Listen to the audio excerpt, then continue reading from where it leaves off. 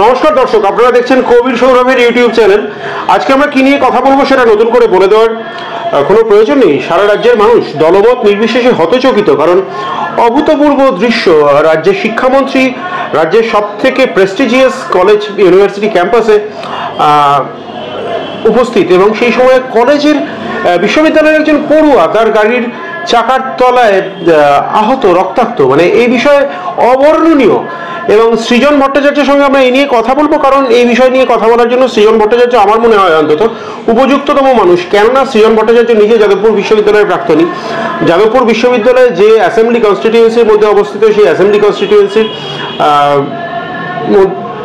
যে লোকসভার মধ্যে পড়ে সেখানকার প্রাক্তন প্রার্থী, সিপিআইএম এর প্রার্থী সৃজন ভট্টাচার্য, এবং ছাত্র আন্দোলনের সঙ্গে বিষয়টি সম্পৃক্ত সৃজন এসএফআই এর প্রাক্তন পশ্চিমবঙ্গের রাজ্য কমিটির সম্পাদক এবং সর্বভারতীয় ছাত্র নেতা। সৃজন, প্রথমেই বলি যে বিষয়টার ওভারভিউ কি তোমার কাছে? রাজ্যের শিক্ষামন্ত্রীর গাড়ির তলায় একজন ছাত্র। একটা তোমাকে আমি এমনি করে দিই, সেটা হচ্ছে যাদবপুর ইউনিভার্সিটিটা যাদবপুরের মধ্যে পড়ে না। আচ্ছা, ওটা ইন্টারেস্টিংলি যাদবপুরের ভিতরে আবাসিক কিছু মানুষ, তো তারা ভোটার, তারা 92 নম্বর ওয়ার্ড, মানে কসবা বিধানসভা, দক্ষিণ কলকাতা লোকসভার ভোটার। আচ্ছা, একদম বর্ডারে যাদবপুর বিশ্ববিদ্যালয়। যাই হোক, সেটা বিষয় না। এমনি যা হয়েছে, দেখো, অনভিপ্রেত না হলেই ভালো হতো, এ নিয়ে কোনো সন্দেহ নেই। আমাদের কারুর এটা দেখতে ভাল লাগে না যে শিক্ষামন্ত্রী আসছেন, একটা হইচই হচ্ছে, এবং তারপরে এরকম ছাত্ররা রক্তাক্ত হয়ে পড়ে আছে, ছটফট করছে, এত এত স্টিচ, ব্যান্ডেজ। আমি তো ছাত্রটিকে দেখতেও গেছিলাম, ছাত্রদেরকে প্রত্যেককে দেখতে গেছিলাম। তো এই যা পরিবেশ হয়েছে, এটা অ্যাভয়েডেবল ছিল। ছাত্রাবস্থায় আমি যদি খুব তর্কের খাতিরে ধরেও নিই, ছাত্র রাজনীতিতে অনেক সময় উত্তেজনা প্রবণ হয়ে যায়, অ্যাড্রিনালিন রাশ একটা থাকে, কম বয়সের ধর্ম। অভিভাবকের কাজ হচ্ছে তখন ঘাড়ে মাথায় হাত বুলিয়ে ঠান্ডা করা এবং ন্যায্য কথা শুনে নেওয়া। এটা ঠিক যে শিক্ষামন্ত্রী টিএমসিপির ডেপুটেশন নিয়েছেন, এসএফআই কর্মীরা কেউ কেউ গেছিল, কথা বলেছেন, 2 জন 4 জন 5 জন অব্দি গেছে। তারপরে 6, 7, 8, 9 যখন কথা বলতে গেছে, শিক্ষামন্ত্রী আর ধৈর্য রাখেননি। তিনি তখন একটা হইচই করে না মিটে গেল, গুচ্ছ বহিরাগত ঢুকিয়েছেন। আমি প্রথম দিন থেকে জিজ্ঞাসা করে যাচ্ছি যে আচ্ছা, শনিবার যাদবপুর বিশ্ববিদ্যালয়ে ওয়েবকুপার অ্যানুয়াল জেনারেল মিটিং, তাদের কলেজ বিশ্ববিদ্যালয় অধ্যাপকদের সংগঠন, সেখানে মধ্যমগ্রামের টিএমসিপি নেতা কি করছিল? জবাব দিতে পারছে না তৃণমূল। বহিরাগতরা ঢুকেছে, একটা গন্ডগোলের পরিবেশ তৈরি হয়েছে। সেই গন্ডগোলের পরিবেশ থেকে শিক্ষামন্ত্রী খানিকটা বুলডোজ করে বেরিয়ে যেতে চেয়েছেন। তখন হিউম্যান চেইন করে এই ছেলে মেয়েগুলো তারা বলতে চেয়েছে যে আপনি কথা শুনুন, দাঁড়ান, তখন তাদের ওপর দিয়ে গাড়ি চালিয়ে দেওয়া হয়েছে। তো এই যদি ঘটনা হয়, সেখানে দাঁড়িয়ে শিক্ষামন্ত্রী দায় নেবেন না কেন, আমি তো এটা বুঝতে পারছি না। অনেকে বলছে যে দেখো, যাদবপুরে শিক্ষামন্ত্রীর উপর ছাত্ররা এই করছে ওই করছে। আমি বলছি যে এইটাও তো বাংলার রাজনীতিতে অভূতপূর্ব, আনপ্রেসিডেন্টেড, যে ক্যাম্পাস প্রেমাইসেসের ভিতরে, ইউনিভার্সিটি স্পেসের ভিতরে শিক্ষামন্ত্রী তার চাকার তলায় ছাত্র চলে যাচ্ছে একেবারে। তাহলে তৃণমূল কংগ্রেস তারা দায় এড়াতে পারেন না, নৈতিক দায় নিয়ে শিক্ষামন্ত্রীর পদত্যাগ করা উচিত ছিল। তারপরে পুলিশের কাজ ছিল তার ড্রাইভার, শিক্ষামন্ত্রী সহ অ্যাসোসিয়েটদের অ্যারেস্ট করা, প্রাথমিকভাবে তদন্ত শুরু করা। যে কারণে দেখবে তৃণমূল কংগ্রেস দলের অফিসিয়াল বিবৃতি আসতে কিন্তু অনেক দেরি হয়েছে, তাদের পেজ ইত্যাদি থেকে, কারণ তারাও কনফিউজড। ন্যাচারালি খারাপ লাগার মতোই তো একটা ঘটনা ঘটেছে। তারপরে হঠাৎ বাইরের তৃণমূল নেমে পড়লো, হই হই হই হই করে, মেরে দেবো, কেটে দেবো, দেখে নেবো। এই আজকে দেখলাম এক সাংসদ আছেন, এত বয়স হয়ে গেছে, লোককে ধরে নিজেকে গাড়িতে উঠতে হয়, সে নাকি বলছে 2-3 হাজার লোক ঢুকিয়ে দেবো। এসব বাকতাল্লা মারা সহজ, বয়স হয়েছে, বেশি কথার মধ্যে আর অধ্যাপক মানুষ ছিল, আমি যেতে চাই না। কিন্তু কথা হচ্ছে যে এইগুলো করে উত্তেজনা তৈরি করলে ইটের বদলে পাটকেল খেতে হবে। এটা 2025 সাল। খুব ব্রাত্য বসু কখনোই তার স্টেশনের দিক থেকে ইন্দিরা গান্ধী নন, ইন্দ্রানুজ রায় কখনোই তার স্টেশনের দিক থেকে সীতারাম ইয়েচুরি নন। আমি একটা দৃশ্য, অনেকেই অভিজ্ঞ মানুষ আছেন তারা জানেন, যারা জানেন না তাদের জানার জন্য বলি যে সীতারাম ইয়েচুরি ইমার্জেন্সির পরে ইন্দিরা গান্ধীর পদত্যাগ চেয়ে জেএনইউ ক্যাম্পাসে তাকে চার্জশিট দিচ্ছেন, এবং ইন্দিরা গান্ধী উইথ মডেস্টি, অত্যন্ত হাম্বলি, সেটা হচ্ছে তার পাশে দাঁড়িয়ে শুনছেন সেই ছবি একটা আর্কাইভে রাখার ছবি, কাল্ট ছবি। বিষয়টা এরকম বদলে যাচ্ছে কি করে? বদলে যাচ্ছে তার কারণ হচ্ছে শিক্ষকরা ছাত্রদেরকে সন্তান স্নেহে আর লালন করছেন না। শিক্ষকরা, অর্থাৎ সব শিক্ষক আমি বলছি না, কিন্তু শিক্ষকতার মধ্যে, অথরিটির মধ্যে, আমি তোমায় এইভাবে বলি কথাটা, ধরো যাদবপুর বিশ্ববিদ্যালয়ে ত্রিগুণা সেন অধ্যাপক ছিলেন, তার নামে অডিটোরিয়াম উপাচার্য ছিলেন। তো এইরকমও যখন হয়েছে যে দেশদ্রোহিতার মামলা, চীন যুদ্ধের সময় ত্রিগুণা সেনকে ক্যাম্পাসের ভিতরে পুলিশ ঢুকতে গেছে যে আপনার এখানে ছাত্ররা আছে, বিপ্লবী ছাত্ররা, বামপন্থী ছাত্ররা, তারা, ত্রিগুণা সেন দাঁড়িয়ে থেকে বলেছেন নেই। তিনি তার ঘরে ছাত্রদেরকে আটকে, মানে আড়াল করে তিনি ছাত্রদের হয়ে শিল্ড হয়ে দাঁড়িয়েছেন। কয়েক বছর আগে যাদবপুর ইউনিভার্সিটিতে এক বিজেপির নেতা, আমার এখন আর খেয়াল নেই কে, তিনি একটা ঠ্যাং ভেঙে দেবো গোছের কৃষক বলেছিলেন। বিজেপি হঠাৎ যাদবপুর চলো মিছিল ডেকেছিল। তখন যাদবপুরের অধ্যাপকরা হাতে হাত দিয়ে ব্যারিকেড করে 4 নম্বর গেটের বাইরে হিউম্যান চেইন করে দাঁড়িয়েছিলেন যে আমাদের ছাত্রদের গায়ে হাত দিতে গেলে আমরা এটা দেখে নেব। এই পরিবেশ যেখানে যেখানে আছে সেখানে সেখানে কিন্তু এই গন্ডগোলগুলো হয় না। আমি যাদবপুর বলে বলছি না, যে কোনো জায়গায়। কিন্তু একটা বড় সমস্যা হয়েছে, মূল্যবোধের অবক্ষয় বলো, যাই বলো, ছাত্র, এসএফআই করা ছাত্র, আমি তৃণমূল করা অধ্যাপক, ও আমার ছাত্র, এই সেন্সটা যেন খানিকটা পিছনে চলে যাচ্ছে। ও এসএফআই, আমি তৃণমূল, ফলত আমি পারলে ওর ওপর গাড়ি চালিয়ে দেবো, বা পারলে ওকে চুলের মুঠি ধরে মারবো, বা পারলে আমি ওর নম্বর কমিয়ে দেবো, এই সেন্সটা খানিকটা বেড়ে যাচ্ছে। সামগ্রিক অসহিষ্ণুতা, আমি, শিক্ষামন্ত্রী এসেছেন, আরও কিছু এই ধরনের অধ্যাপক বাজারে ঘুরছেন, আমরা তাদের স্বরূপ চিনি, আমি আর বেশি কথায় যেতে চাই না। ধরে ধরে এসএফআই কর্মীদের নম্বর কমিয়েছেন। এসএফআই পরাজিত হলে ছাত্র ভোটে দরজা বন্ধ করে নাচানাচি করতেন নিজের রুমে, এই ধরনের আছেন। আমি বলতে চাইছি না সব এখন তৃণমূলে গিয়ে ভিড়েছেন। এই ঘটনাতেও পরশুদিন গিয়ে দেখলাম ছাত্রীদের মারধর করেছেন। তো সুতরাং এইসবের মধ্যে এইটা যদি অধ্যাপকদের দিক থেকে, এইটা যদি অথরিটির দিক থেকে, অ্যাডমিনিস্ট্রেশনের দিক থেকে যদি এই সেন্সের অভাব হয় যে ছাত্ররা কোমলমতি, তারা জীবনের নরমতম সময়ের মধ্যে দিয়ে যাচ্ছে এবং তাদেরকে অনেক ডেলিকেটলি ডিল করা উচিত, তাহলে তারা অনেক ক্ষেত্রে আগুনে ঘৃতাহুতি করে দেন। এই ক্ষেত্রেও কোথাও তা হয়েছে। তৃণমূলের অধ্যাপকরা কারা এসেছিলেন বাইরে থেকে, বহিরাগত টিএমসিপির গুন্ডারা কারা এসেছিল বুঝতে পারছি না সবটা, তারা এই ধরনের কিছু ইনস্টিগেশন করেছে হয়তো। এই ঘটনাকে কেন্দ্র করে একটা ডিসকোর্স তৈরি হচ্ছে। বিষয়টা তোমরা যে নিন্দনীয় বলবে, তোমাদের বার্তাতেই তোমরা বলেছো এবং এটা নিয়ে বিবৃতিতেই তোমরা বলেছো, এটা নিয়ে নতুন করে বলার কিছু নেই। সাঁকরাইলের তৃণমূল ব্লক সভাপতির ছেলে, তোমাদের এসএফআইয়ের কলকাতা জেলা কমিটির সদস্য অভিনব বসু, এত দূর অব্দি ঠিক আছে, এটা হতেই পারে, সৌগত রায়, তথাগত রায়ের উদাহরণ রয়েছে, এক্ষুনি মনে পড়লো বলে বললাম। যেটা অবাক হওয়ার মতো বিষয়, বাবা বলছেন ছেলের সঙ্গে আমার কোনো সম্পর্ক নেই। আমাকে এইটা অনেকে জিজ্ঞাসা করছে যে এই তৃণমূল নেতার ছেলে ইত্যাদি। আমি বেশি কথায় যাচ্ছি না, আমি খালি এইটুকু বলেছি যে দেখো, বিষ্ণু বসু বামপন্থী ছিল, একেবারেই, তার ছেলে ব্রাত্য বসু তৃণমূল হয়েছে। তো সুতরাং এগুলো হয়, এটা বড় কথা না। আমার খুব ভালো লেগেছে অভিনব যে ম্যাচিউরিটির সাথে ও মিডিয়াকে বলেছে যে হ্যাঁ, বাবার সাথে আমার যোগাযোগ কম, কিন্তু এখন এই পরিবেশে বাবা এটা না বললেই পারতেন। অত্যন্ত কাম, কম্পোজড, পরিমিত প্রতিক্রিয়া। বাবাকে কোথাও অসম্মান করেনি, বরং আমার সবটা থেকে মনে হয়েছে বাবার উপর তৃণমূল চাপ তৈরি করেছে যে তুমি তোমার ছেলের সম্পর্কে একটা বাজে বিবৃতি দাও, একটা উল্টোপাল্টা কথা বলো, হতে পারে, এই ধরনের একটা কিছু করেছে, যার ফলে উনি এই কথাটা বলেছেন। এইরকম যাদবপুরকে সাধারণভাবে ভিলেনাইজ করা, ভিলিফাই করা, এই যে একটা বাজারে চলছে, যাদবপুরে কি তাহলে কেউ ঢুকতে পারবে না? কেন ঢুকতে পারবে না? যাদবপুর সারা বছর খোলা থাকে। যাদবপুরে যে কেউ, এরকম ইউনিভার্সিটি আছে পশ্চিমবঙ্গে, আইডি কার্ড দেখিয়ে, নাম লিখিয়ে, অনেক কাণ্ড কারখানা করে, মানে জেলখানায় ঢুকতে হচ্ছে, এরকম করতে হয়। যাদবপুরে তো সেসব না, anyone and everyone is welcome. যাদবপুরে বামপন্থীরা শক্তিশালী, সবাই জানে। যাদবপুরে টিএমসিপির ইউনিটও রমরম করে চলে, কোনো অসুবিধা নেই। ইঞ্জিনিয়ারিং এবিবিপিও আছে, বেশ গুছিয়ে আছে। তাহলে কথা হচ্ছে যে যাদবপুরের ভিতরে গণতান্ত্রিক পরিসরে কোথাও কোনো খামতি নেই। উল্টো দিক থেকে যদি আমি বলি যে এই যে যাদবপুর মানেই সারাক্ষণ ওখানে গাঁজা খাওয়া হয়, যাদবপুর মানেই সবাই অন্তর্বাস করে ঘোরে, যাদবপুর মানেই সারাক্ষণ একটা হইচই স্লোগানিং, কোনো পড়াশোনা হয় না, রাজনীতি হয় সারাক্ষণ, এই বলে যে যাদবপুরকে সমাজের চোখে ভিলেন বানানোর চেষ্টা।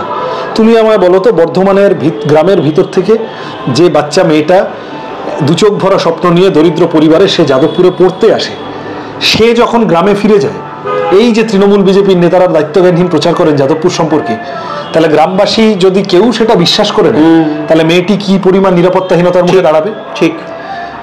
যাদবপুর তো বাস্তব বলছে এনআইআরএফ র্যাঙ্কিং এ যাদবপুর দেশের 4 নম্বর, রাজ্যের 1 নম্বর ইউনিভার্সিটি।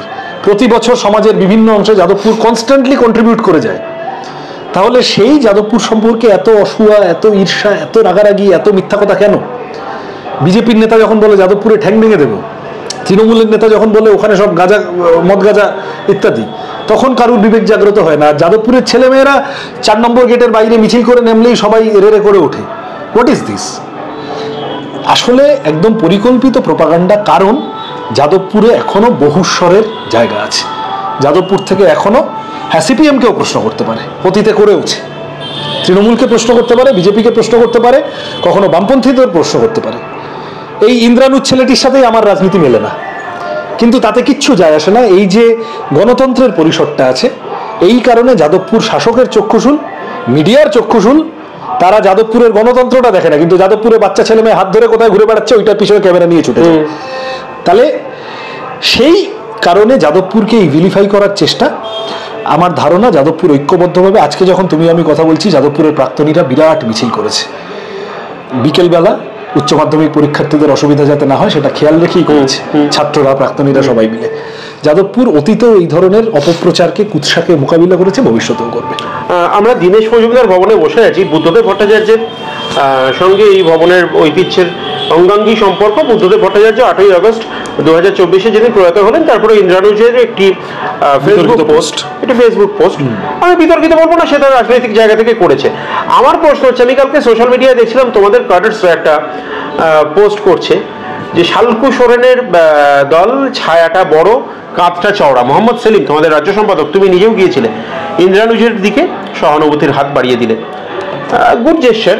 আমি বলছি যে তোমরা কি তাহলে ব্রাত্য বসুর কাছে কৃতজ্ঞ? বৃহত্তর বাম ঐক্য কি আরো?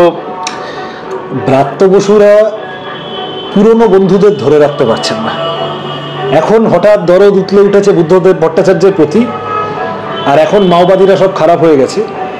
আর জ্ঞানেশ্বরীর সময় মাওবাদীরা ভালো ছিল, বুদ্ধবাবু খারাপ ছিলেন।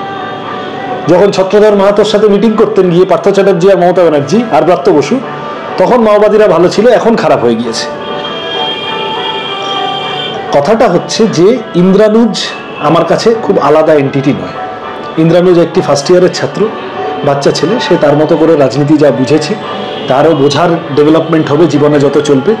আমি যেভাবে ফার্স্ট ইয়ারে এসএফআই বুঝতাম, আমি কি আজকে সেইভাবে বুঝি? নিশ্চয়ই আমি খানিকটা, আমার স্বাভাবিক পরিপক্কতা হয়েছে, ম্যাচিউরিটি হয়েছে, প্রত্যেকেরই তাই হয়। তাহলে ও একটা কম বয়সের উত্তেজনা থেকে কতগুলো কথা লিখেছে, বলেছে, তর্ক বিতর্ক করেছে, হতে পারে। ইন্দ্রানুজের ওই পোস্টের অপরাধের গুরুত্ব যতটা, তার থেকে অনেক বেশি অপরাধের ওজন বেশি যে ভদ্রলোক শিক্ষামন্ত্রী হয়ে ইন্দ্রানুজের উপর গাড়ি চালিয়ে দিলেন, তার অপরাধ। সুতরাং এই তুল্যমূল্য বিচারে একটা বাচ্চা ছেলে ফেসবুকে কি লিখেছে সেটা বিচার্যই নয়, এক। দুই হচ্ছে, ধরা যাক এটা ইন্দ্রানুজ না হয়ে এটা বেশ হোমরা চোমরা কেউ হলো, তাহলে আমরা কি করতাম? তাহলেও আমি এটা অন ক্যামেরা বারবার বলেছি, কোনো তৃণমূল ছাত্র পরিষদের সমর্থক সে যদি স্বচ্ছ গণতান্ত্রিক ভোটের দাবিতে রাস্তায় নেমে তৃণমূলের শিক্ষামন্ত্রীর গাড়ির চাকার তলায় চলে যেত, আমরা সেই তৃণমূল ছাত্র পরিষদের সমর্থকের জন্য রাস্তায় নামতাম। আমি তোমাকে মনে করিয়ে দেবো, বগটুইতে যখন তৃণমূলকে মেরে ফেললো, পুড়িয়ে মারলো, প্রথম যে রাজনৈতিক নেতা গণতন্ত্রের দাবিতে ঢুকেছিলেন তার নাম মোহাম্মদ সেলিম। ঠিক একাধিক ঘটনা আছে তৃণমূল আমলে, প্রসূন দত্ত থেকে তপন দত্ত থেকে শুরু করে বহু ঘটনা আছে যেখানে তৃণমূল কংগ্রেসের হাতে অত্যাচারিত হলে পাশে দাঁড়াচ্ছে বামপন্থীরা। কারণ আমরা সেই স্টালিনের পুরনো কথাটা তাহলে বলতে হয় যে বুর্জোয়া গণতন্ত্রের পতাকা যখন ভুলুণ্ঠিত হয়, কমিউনিস্টদের সেটা রক্ষা করতে এগিয়ে আসতে হয়। ইন্দ্রানুজ এখানে ফ্যাক্টর না। আমি তো এসএফআই করি, আমার তাহলে সংকীর্ণ স্বার্থ হলে মানে সেইটা যদি চরিতার্থ করার বিষয় থাকতো, অভিনব বলে একজন এসএফআই কর্মী মার খেয়েছে, আমি তাহলে তাকে বেশি বেশি করে বলতাম, বা রাসেল বলে আরেকজন এসএফআই কর্মী মার খেয়েছে, তাকে বেশি বেশি করে বলতাম। আমাদের কাছে এই মুহূর্তে ইন্দ্রানুজ, অভিনব, রাসেল আলাদা নয়। এরা প্রত্যেকে যাদবপুরের ছাত্র সমাজের সম্মিলিত আকুতি যে আমরা 5 বছর ছাত্র ভোট হচ্ছে না, ইউনিয়ন ডিফাঙ্ক্ট হয়ে আছে, আমাদের প্রাত্যহিক পথ চলায় অসুবিধা হচ্ছে, আমাদের ইউনিয়নটা আমাদের ফিরিয়ে দিন, এই আকুতির প্রতীক তারা। তাহলে এই আকুতির প্রতীক যখন তারা হচ্ছে, তখন কে ইন্দ্রানুজ কি পোস্ট করলো, তার উল্টো দিকে অভিনব এসএফআই পন্থী আর ইন্দ্রানুজ এসএফআই বিরোধী, এই সংকীর্ণতা করার এখন জায়গা নেই।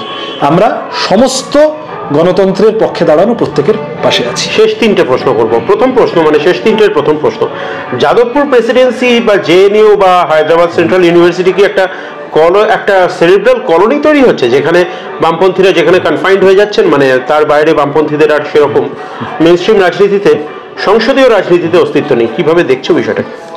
সংসদীয় রাজনীতিতে অস্তিত্ব কমেছে ঠিকই, মানে পার্লামেন্টের ভিতরে অস্তিত্ব কমেছে, কিন্তু যাদবপুরে থাকছে।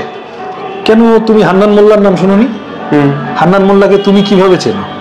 এখনকার যে কোনো কম বয়সী বাচ্চাকে জিজ্ঞাসা করলে, একটু বেশি বয়সী লোক, সে বলবে হান্নান মোল্লা আটবারের উলুবেড়িয়ার এমপি, আর একটা কম বয়সী ছেলে কি বলবে? কৃষক আন্দোলনের নেতা। কেন বলবে? কারণ সাম্প্রতিককালে হান্নান মোল্লারা, এই যে বামপন্থীদের প্রেজেন্স রাস্তায়, এই যে আজকে দেখলাম এসএফআই দিল্লিতে দীপশিতা ঐশীরা রাস্তায় নেমেছে, তাহলে মাথা ফাটিয়ে দিয়েছিল। বা এই যে বারবার বিভিন্ন সময় আক্রান্ত হচ্ছে জেএনইউ, সামনে আসছে ছেলেমেয়েরা, এদেরকে আমার বরং উল্টো প্রশ্নটা, যে কি আছে বলতো বামপন্থার মধ্যে? 4টি ইউনিভার্সিটিতে বামপন্থীরা বন্দী, অথচ সেই বামপন্থীদের এত ভয়। মোহন ভাগবত এসে বলছে বামপন্থীদের কালচারাল সিস্টেম ভাঙতে হবে, নরেন্দ্র মোদী এসে বলছে ও বিচারধারা খতরনাক হয়। এক কেরালায় বামপন্থীদের সরকার, সেই একটা সরকার গোটা দেশে মডেল হয়ে গেল, কেরালা মডেল, কোভিডের আগে পরে, বন্যা নিয়ন্ত্রণ, বিভিন্ন জনমুখী কাজের প্রশ্নে। এখন ওখানকার বিরোধী দল কংগ্রেস, তার নেতারা সব লাইন দিয়ে পিনারাই বিজয়নের গভর্নমেন্টের প্রশংসা করছে। তাহলে বামপন্থার মধ্যে যে যারা সরকারে ছিলেন, যারা বিরাট ঢালতরোয়াল নিয়েছিলেন, তারা কেউ তাদের মধ্যে থেকে একটা গ্রিন ভলান্টিয়ার বা স্যাফরন ভলান্টিয়ার বেরোলো না, বামপন্থীদের মধ্যে থেকে বেরোলো। আমি এইভাবে দেখতে চাই যে ঠিক পার্লামেন্টের ভোট, এখন ভোট অনেক অঙ্কে হয়, আর ভোট যা হয় সেগুলো সব ঠিকঠাক হয় কিনা সেটাও বলা খুব কঠিন। দিল্লি বা মহারাষ্ট্র নিয়ে তো অসংখ্য অভিযোগ জানা যাচ্ছে। এই দিল্লিতে বিজেপি নির্বাচন কমিশনার যিনি হয়েছেন তিনি বিজেপির লোক, সবাই বলছে। তাহলে ভোট, আর তার উপরে পশ্চিমবঙ্গের ভোট মানে তৃণমূলের রিগিং ইত্যাদি ইত্যাদি, অসংখ্য টাকার খেলা। এই প্যারামিটারে আমরা খানিকটা পিছিয়ে গেছি। কিন্তু রাস্তার লড়াইতে তুমি চাকরি প্রার্থীদের লড়াই বলো, তুমি আনিস খানের লড়াই বলো, তুমি ওর নাম কি তিলোত্তমার লড়াই বলো, আরজি করের ঘটনা বলো, তুমি এই ধরনের বিভিন্ন রুজিরুটির দাবি দাওয়া বলো, তুমি সামনে দেখবে মীনাক্ষীকে, তুমি সামনে দেখবে প্রতিকুরকে, তুমি সামনে দেখবে দীপশিতাকে, তুমি সামনে দেখবে কলতানকে, শতরূপ, সায়ন ইত্যাদি ইত্যাদি, আরো যা যা আছে, যতজন, দেবাঞ্জনরা, সবাই। তার মানে রাস্তার লড়াইতে বামপন্থীরা এগোচ্ছে। এবং আমি কতগুলো তরুণ মুখের কথা বললাম ঠিকই, কিন্তু আমাদের সাথে সমান তালে নেতৃত্ব দিচ্ছেন সেলিম দা, সুজন দ্বারা। এইটা আমার কাছে আশাপ্রদ, এবং এইটাই আমাদের আগামী দিনে এগিয়ে নিয়ে যাওয়ার চালিকা শক্তি হিসেবে কাজ করবে বলে আমরা মনে করি। সামনের বছর বিধানসভা নির্বাচন। ওই তোমার পরের প্রশ্নটার উত্তরই আমি আগে দিয়ে দিলাম, বলো। সামনের বছর বিধানসভা নির্বাচন, তার আগে আমরা দেখতে পাচ্ছি, একদম সারফেস থেকে আমি তুলে যাচ্ছি, আরজি করের ঘটনা, মর্মান্তিক ঘটনা, তৃণমূলের বিরুদ্ধে একটা মাস ওয়েভ তৈরি হলো।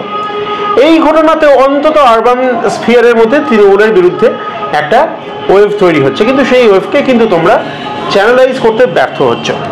কিভাবে আলোচনা করবে? এইটাই আমি তোমাকে বললাম যে দেখো, ভোটের রাজনীতির চেহারা পাল্টে গিয়েছে। ভোটের রাজনীতিতে মূল্যবোধ, আদর্শবোধ, রাজনৈতিক বোঝাপড়া, এই প্রশ্নগুলো ছোট হয়ে গিয়েছে। টাকা, গুন্ডা, বুদ্ধখোল, কেন্দ্রীয় বাহিনী ফিট করা, এই কথাগুলো, এই শব্দগুলো বড় হয়ে গিয়েছে। সেই কারণেই আমি তোমায় এই জন্যই মজা করে বললাম যে তোমার এই প্রশ্নটার কথা আমি আগের উত্তরে দিয়ে দিয়েছি, যে এই প্যারামিটারগুলো আমরা পিছিয়েছি এবং এটা আমাদের মাস্টার করতে হবে সংসদীয় রাজনীতিতে থাকতে গেলে। এ নিয়ে কোনো সংশয় নেই, আমাদের এগুলো শিখতে হবে, বুঝতে হবে। এই যে ব্রাত্য বসু, মদন মিত্ররা বলছে হাওয়া পাল্টে গেছে, পাল্টে যাওয়া হাওয়া অনুযায়ী ভোটের লড়াই আমাদের শিখতে হবে। কিন্তু আমরা যেটা বাকিদের শেখাতে পারি তা হলো রাস্তার লড়াই, যেটা আমাদের ইউএসপি, যেটা বামপন্থীদের, বামপন্থার সপক্ষে। এই যে গ্রিসে কমিউনিস্ট পার্টি কটা ভোট পেয়েছে কেউ জানে না, মানে জানে আমি বলছি, কিন্তু সেটা খুব বড়। গ্রিসে কমিউনিস্ট পার্টির ডাকে কত লক্ষ লক্ষ লোক রাস্তায় বেরিয়েছে। তাহলে এই যা পরিবেশ পরিস্থিতি গোটা পৃথিবী জুড়ে, আমাদের দেশে উগ্র দক্ষিণপন্থার যা আক্রমণ, বৌদ্ধিক রেজিস্ট্যান্সটা দিচ্ছে বামপন্থীরা, যে কারণে ইউনিভার্সিটিগুলোর উপর রাগ, যে কারণে রমিলা থাপার, ইরফান হাবিব, প্রভাত পট্টনায়কদের উপর মাথায় আঘাত, যে কারণে মাথায় আঘাত। এবং অ্যাট দ্য সেম টাইম রাস্তার লড়াই, বৌদ্ধিক বোঝাপড়াটা নিয়ে সেটাকে রাস্তার লড়াইতে চ্যানেলাইজ করা, সেখানেও চাকরি প্রার্থীদের, বেকারদের লড়াইতে তুমি দেখবে বামপন্থীরা, কৃষকদের লড়াইতে বামপন্থীরা, ব্যাংক বাঁচানোর লড়াইতে বামপন্থীরা, এলআইসি বাঁচানোর লড়াইতে বামপন্থীরা, ছাত্র আন্দোলনে বামপন্থীরা, বামপন্থীদের বাদ দিয়ে বাঁচানোর লড়াইতে বামপন্থীদেরকে মানুষ দেখতে চাইছে। হবে হবে হবে এই সামগ্রিক কালমিনেশন হাওয়ায় উবে যেতে পারে না, কর্পূর নয়। তোমাকে এইটা যেমন ঠিক যে উপনির্বাচনে ফায়দা হলো না, আর এটাও ঠিক যে আমরা কি ফায়দা করতে পারলাম নির্বাচনে তোমরা যাওনি। তার থেকে অনেক বড় কথা হলো যে মমতা শাহীর বিরুদ্ধে অভূতপূর্ব আকারে আরজিকর আন্দোলনে আমরা মানুষকে নামতে দেখলাম। যে মানুষ নেমেছিল সে তো একটা বোধ থেকে নেমেছিল, সে তো সবটা সিপিএম এর ডাকে নামেনি। তার মানে এই উপাদানটা সমাজে আছে, ক্ষোভের উপাদানটা সমাজে আছে। এই উপাদানটাকে রাস্তার আন্দোলনে নিয়ে আসা, কমিউনিস্ট পার্টির পাশে নিয়ে আসা এবং ফাইনালি ভোটের দিন ভোট কেন্দ্রে নিয়ে যাওয়া, যদি ইভিএম ট্যাম্পারিং না হয়, এটা আমাদের যাত্রাপথ আরো খানিকটা এগোতে হবে তো বটেই, আমি সেটা অস্বীকার করছি না, কিন্তু আমরা বেশ খানিকটা এগিয়েওছি, এটাও ঠিক। সেজন্য আলোচনার ওরিয়েন্টেশনটা যেদিকে গেল সেখানে আমি দেবাংশুর মিসোজিনিস্ট পোস্ট অথবা কুণাল ঘোষের গোয়েবলসিও যে উনি যেটা করে থাকেন, আমি সাংবাদিক হিসেবেই বলছি, আমার মাথা কোথাও বাধা নেই, যার জন্য আমি বলতে পারছি, আমি সেই বিষয়ে যাব না। আমার একেবারে শেষ প্রশ্ন হচ্ছে, সামনের বছর বিধানসভা নির্বাচন, তার আগে সৃজনরা কি মমতা বন্দ্যোপাধ্যায়ের হাওয়াই চটিতে পাগল আছে? কারণ ধর্মঘটের রাজনীতি কিন্তু ফিরে আসছে। আজকে তোমরা ছাত্র ধর্মঘট ডেকেছো এবং মিশ্র সারা, গতকাল বর্ধমানে, আজকে মেদিনীপুরে বিভিন্ন জায়গায় তোমাদের কাডার্সরা কিন্তু আক্রান্ত হয়েছেন এবং তোমরাও কিন্তু আংশিক প্রতিরোধের চিত্র তুলে ধরতে পেরেছ। আমি বলছি, আমি যতদূর জানি তুমি তো খবরাখবর রাখো, আমি একটু অভিমান করেই তোমায় বলি, তুমি যে ধর্মঘট ব্যাপারটাকে মমতা ব্যানার্জির মালিকানায় এনে ফেললে, এটা আমি একটু দুঃখ পেলাম। না, আমি ধর্মঘটের ইতিহাসে যাচ্ছি না, আমি শ্রমিক শ্রেণী শস্ত্র ইত্যাদিতে যাচ্ছি না। আমি একদম 2008 থেকে 2011 সাল অব্দি যে 73টি ধর্মঘট মমতা বন্দ্যোপাধ্যায় ডেকেছেন, আমি একদম সংখ্যাতত্ত্বের বিচারে, এবং তার মধ্যে উচ্চ মাধ্যমিক পরীক্ষার দিন জেনারেল স্ট্রাইক ছিল 2007 সালে। একদম। সুতরাং আজকে যে কুমিরের কান্না হচ্ছে, এসএফআই তো ইউনিভার্সিটিতে স্ট্রাইক পরীক্ষার দিন, প্রথম পরীক্ষার দিন ইউনিভার্সিটিতে এসএফআই স্ট্রাইক ডেকেছে, উচ্চ মাধ্যমিক পরীক্ষার্থীদের কোনো অসুবিধা করেনি। যাদবপুর ইউনিভার্সিটির পাশেই যাদবপুর বিদ্যাপীঠ, উচ্চ মাধ্যমিক পরীক্ষায় কোনো অসুবিধা হয়নি, কার্টসি এসএফআই। কিন্তু কথা হচ্ছে, এখন যারা এইসব বলছে, শোনো, মমতা ব্যানার্জি আদ্যন্ত বামপন্থার ছদ্মবেশে, একেবারেই কঠিন করে বললে প্রতিক্রিয়া, বড় লোকেদের ল্যাটিন আমেরিকান কমিউনিস্ট। কে ব্রাত্য বসু কাকে বলেছে? মমতা বন্দ্যোপাধ্যায়কে। এইটাও একটা মমতা ব্যানার্জির মজা আছে। আরএসএস ওনার মধ্যে দুর্গা খুঁজে পায়, সুবোধ সরকার ব্রাত্য বসু একদম উপরে একজন জনমোহিনী নেতা, তার তলায় একটা আলগা সংগঠন এবং নিচে জনতা। হলো তো, কিন্তু কথা হচ্ছে যে ল্যাটিন আমেরিকার কমিউনিস্টরা হুগো চাভেজকে কেউ কোনোদিন চালচোর হিসেবে অভিহিত করেনি। বাংলা কথাটা বলতে হবে তাই, এটা তুমি কাশ্মীরের রুল আর বগলের চুলের মধ্যে তুলনা করবে, তোমাকে তো দুটো দিন ইভো মোরালেসকে কেউ কোনোদিন হচ্ছে যে উনি জল জঙ্গল জমি থেকে উঠে আসা নেতা, দেউচা পাচামি বেঁচে দিচ্ছে আদানির হাতে, এই অভিযোগ ইভো মোরালেসকে কেউ কোনোদিন করেনি। তো এই লাতিন আমেরিকার ইতিহাসে যারা যারা এসছে তাদের সাথে এইসব করে তাদের ছোট করো না প্লিজ। মমতা ব্যানার্জি আদ্যন্ত আরএসএস এর প্রোডাক্ট, মমতা ব্যানার্জি আদ্যন্ত ভারতের বড় বিগ বুর্জোয়া, বড় লোকেদের প্রোডাক্ট। এবং ওই যে সিঙ্গুরের আন্দোলনটিও তিনি করেছিলেন, বা নন্দীগ্রামের ওই সময়ও এক অংশের বড় লোক বুর্জোয়া তাদের কনস্ট্যান্ট ফান্ডিং পেয়ে ওই আন্দোলন তিনি করেছিলেন। তিনি 2011 সালে বামফ্রন্টকে পশ্চিমবঙ্গ থেকে সরানোর অ্যাসাইনমেন্ট পেয়ে এসেছিলেন। তার পিছনে আমেরিকার হাত ছিল, তার পিছনে বিভিন্ন দেশের সাহেবদের দেশের হাত ছিল। রায়চকে শুভাপ্রসন্নর বাড়িতে এরা সব মিটিং করেছিল কনসাল জেনারেলরা, ইতিহাসের মধ্যে এখন গিয়ে লাভ নেই। আজ অব্দি মমতা ব্যানার্জি তিনি কেন ধর্মঘট অ্যালাউ করেন না? কারণ তিনি এসেনশিয়ালি শ্রমিক বিরোধী, তিনি গরিব মানুষের বিরুদ্ধে। ওইসব জনমোহিনী মাঝখানে একটুখানি সংগঠন, ওইসব বল না, ওই যা সংগঠন আছে ওইটা পশ্চিমবাংলার মানুষের ট্যাক্সের টাকাকে ভাইপোর কোম্পানির মাধ্যমে দুবাইতে আর থাইল্যান্ডে টাকা পাচার করার কাজে লাগানো হয়। সব ফালতু কথার মধ্যে গিয়ে লাভ নেই। ছাত্র ভোটগুলো করে না কেন? কারণ ছাত্র ভোট হলে ইউনিয়ন তৈরি করতে হবে।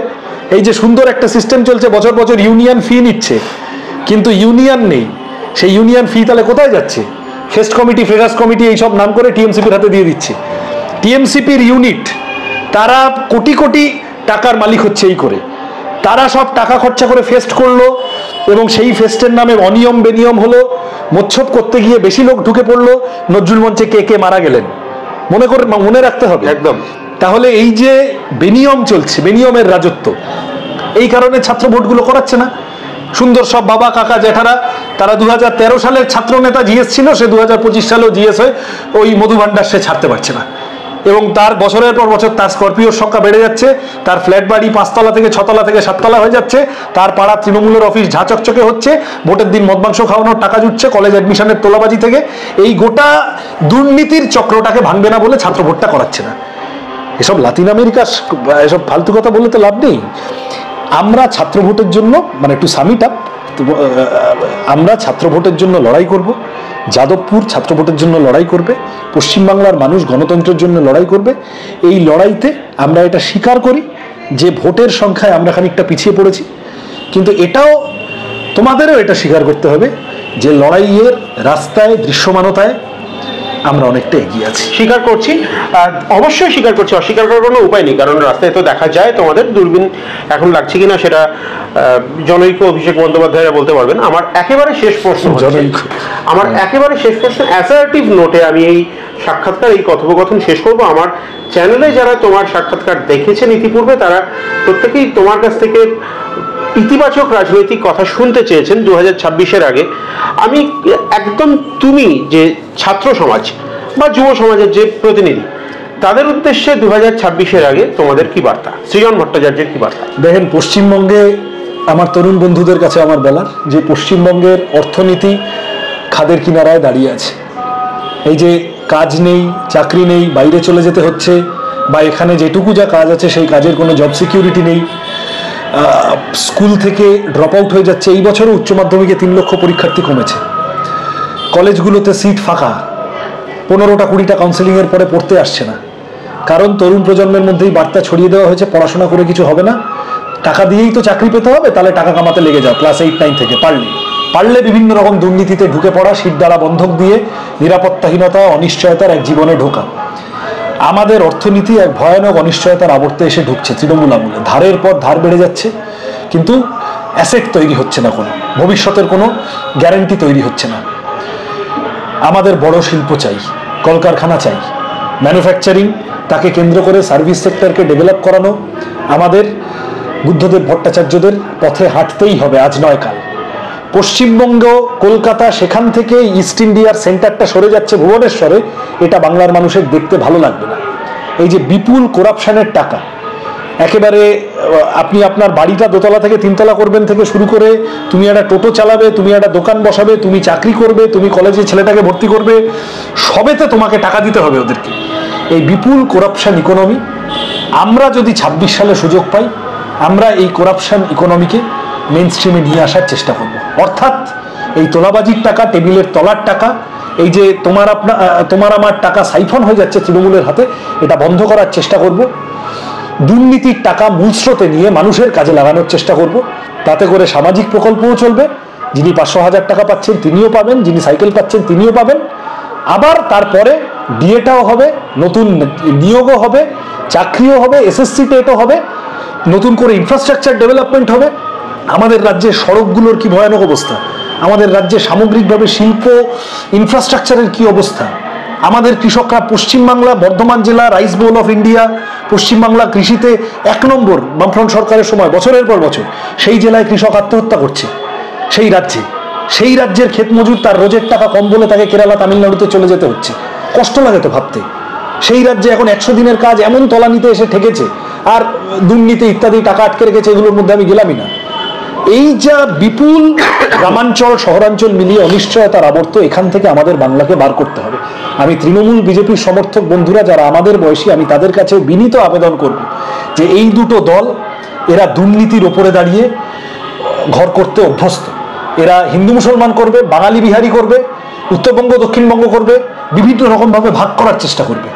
আমাদের যেটা করতে হবে সকলের উন্নয়নের জন্য, তার মধ্যে যারা বাড়তি পিছিয়ে পড়েছে, দলিত, আদিবাসী, সংখ্যালঘু, কখনো মহিলারা বা কোনো নির্দিষ্ট অঞ্চলের মানুষ, তাদের জন্য বাড়তি এগোনোর চেষ্টা। কিন্তু কালেকটিভলি আমাদের পশ্চিমবঙ্গের উন্নয়নের দিকে, তরুণ প্রজন্মের জন্য, ভবিষ্যতের জন্য, আমি সেই বুদ্ধদেব ভট্টাচার্যের কাকার কথাই আমাকে আরেকবার বলতে হবে যে পৃথিবীকে নবজাতকের বাসযোগ্য করে যেতে হবে, এটা আমাদের অঙ্গীকার। তাহলে এই কাজ করার জন্য আমাদের 26-এ আমরা এই দিকে এগোবো, এই প্ল্যান নিয়ে এগোবো। আমি 3-4 মিনিটে যা বলার চেষ্টা করলাম, আমাদের মোদ্দা কথা, বিকল্পের কথা, তা নিয়ে আমরা এগোবো, এই কাজে প্রত্যেকের সাহায্য চাই। আমরা 26-এ দাঙ্গাবাজদের সাফ করে দেব, দুর্নীতিবাজদের হাফ করে দেব, এবং পশ্চিমবঙ্গে নতুন করে আবার চাকা ঘুরবে পশ্চিমবঙ্গকে জগৎ সভায় শ্রেষ্ঠ আসন নিয়ে যাওয়ার জন্য। এই ভিডিও স্কিপ করার আগে সৃজন ভট্টাচার্যের মুখ থেকে আপনারা শুনবেন। সৃজন ভট্টাচার্য নিজে অন ক্যামেরা যা বলেছেন, ব্রাত্য বসুর বিরুদ্ধে আইনি ব্যবস্থা নেবেন। আদৌ নেবে কি? নিলে কি নেবে? যাদবপুরের ছাত্ররা নেবে, আমার নেওয়ার তো বিষয় না, কিন্তু যাদবপুরের ছাত্ররা ইতিমধ্যে বোধহয়, আমি যতদূর শুনেছি, তারা কেস ইত্যাদি করেছে। তারা নিরাপত্তা সম্ভবত অভিনবর ঘটনাটা দেখছেন, আরো অন্যান্য আইনজীবীরা আছেন, শামীম আহমেদ ইত্যাদি। আমি যা বুঝেছি যে বিভিন্ন এই যে হাইপার অ্যাক্টিভ হয়ে গেল, কোন একটা প্রাক্তনী ছেলে তাকে ধরলো, কি ঘর পুড়িয়ে দিয়েছে নাকি, আরে খালি চোখে দেখা যাচ্ছে গাড়ির চাকার তলায় ছাত্র চলে গেল, তাহলে শিক্ষামন্ত্রীকে, তার ড্রাইভারকে, তার অ্যাসোসিয়েটদের ধরো। বহিরাগতদের আমরা ধরে ধরে ছবি দেখিয়ে দেখিয়ে বলছি সে বহিরাগতদের ধরো, সেগুলো করছে না। আরজি করার সময় দেখেছিলাম যে অপরাধ করেছে সে ছাড় পেয়ে গেল, আর যে অপরাধ করেনি, যারা অপরাধ করেনি প্রমাণ লোপাট করে তাদেরকে ফাঁসিয়ে দেওয়ার চেষ্টা। এই মীনাক্ষী দেবাঞ্জন এদেরকে সব ডেকেছিল লালবাজারে। তাহলে এক্ষেত্রে এই ধরনের একটা করার চেষ্টা করছে, চাপ তৈরি করার চেষ্টা করছে। কিন্তু আইনের রাস্তায় আমরা যেমন হাঁটবো, রাস্তার লড়াইতেও থাকবো, উইচ ইজ মোর ইম্পর্টেন্ট। আইনের রাস্তা, আইনের পথ হবে। কিন্তু আমি তোমায় বলছি, কেন আমি বললাম এটা 2025 সাল, তৃণমূলের বিরাট হনু মন্ত্রী 1 মিনিটে সিপিএম কে দেখে নেবেন বলেছিলেন, তারপরের দিন যাদবপুরে সিপিএম এর মিছিলটা দেখেছো তো? তাহলে সিপিএম এর নেতারাও যদি বলতো তোমরাও 1 মিনিটে দেখে নাও, তাহলে কি হতো? প্রত্যেকে সহনশীল আছে, প্রত্যেকে সহনশীল থাকাটা কাম্য। এই যে আজকে সুজনদা অফিসে থাকাকালীন বারুইপুরে হঠাৎ জেলা দপ্তরে গিয়ে 15টা ছেলে কি একটা কি চ্যাংব্যাং কি করেছে, এইটাই যদি রাজনৈতিক সংস্কৃতি হিসেবে দাঁড়িয়ে যায়, তাহলে কিন্তু এটা রিটালিয়েশনও হবে। বাংলার ছাত্ররা, বাংলার তরুণ প্রজন্ম, বাংলার প্রতিবাদী মানুষ করবে, সেটা খুব ভালো হবে না। আপনারা এতক্ষণ ধরে সৃজনের কথা শুনলেন। খুব ইম্পর্টেন্টলি সৃজন কিন্তু একদম সারফেসের কথা এবং তারও ভেতর থেকে অনেক কথা তুলে আনলো। এবং এই ধরনের আরো এক্সক্লুসিভ প্রতিবেদন দেখার জন্য আপনার চোখ থাকতে হবে কবির সৌরভের ইউটিউব চ্যানেলে। নমস্কার।